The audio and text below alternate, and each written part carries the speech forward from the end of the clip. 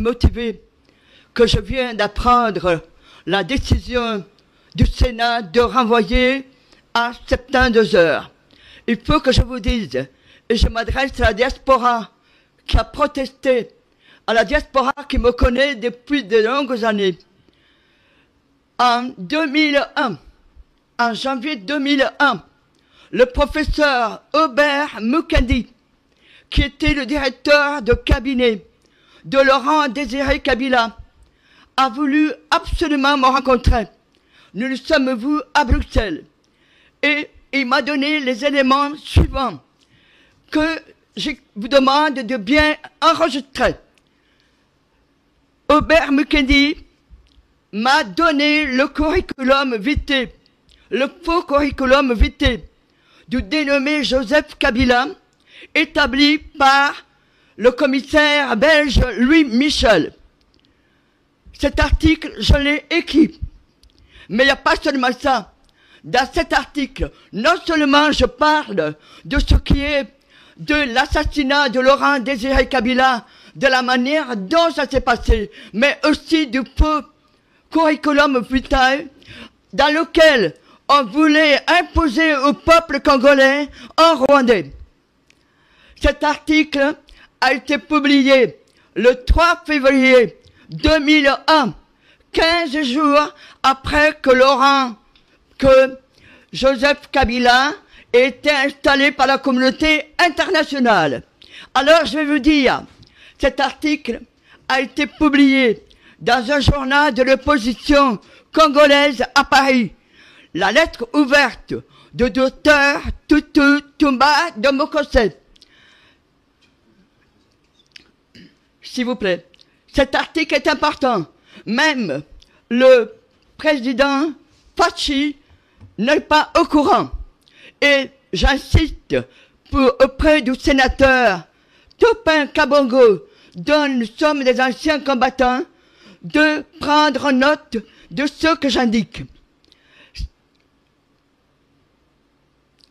Joseph Kabila a été imposé par la communauté internationale. Vous de balkaniser le Congo à des étapes successives.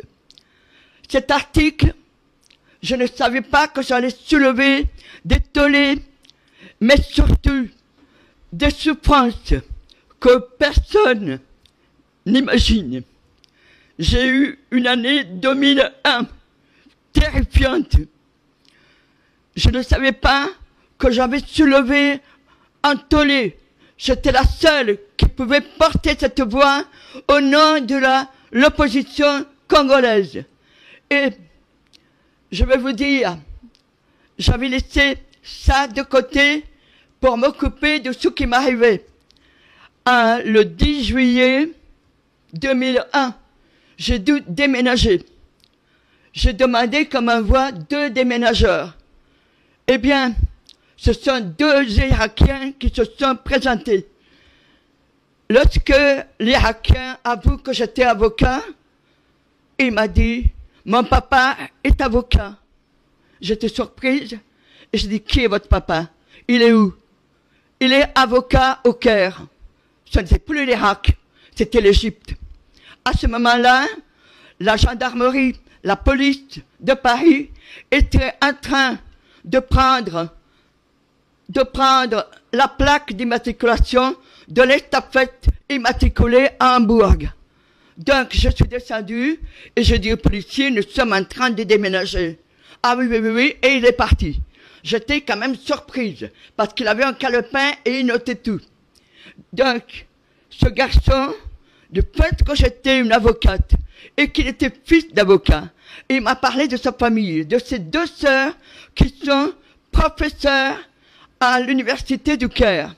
Et, me donnant son nom, c'était Mohamed Atta. Mohamed Atta. L'autre Irakien, le nom je le dis, je préfère ne pas le garder, le dire encore.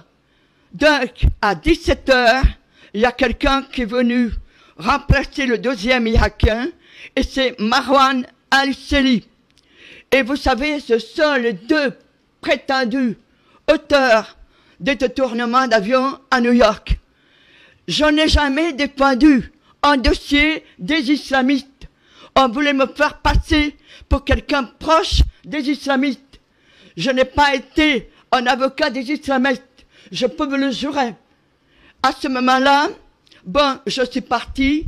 Le CIR, le service d'investigation et de recherche de l'État, est venu m'entendre à Nice. Parce que il y avait des choses qui n'étaient pas claires à ce qui m'arrivait. Et donc, j'étais protégé. Ce qui s'est passé, c'est que le 15 septembre 2001, le journal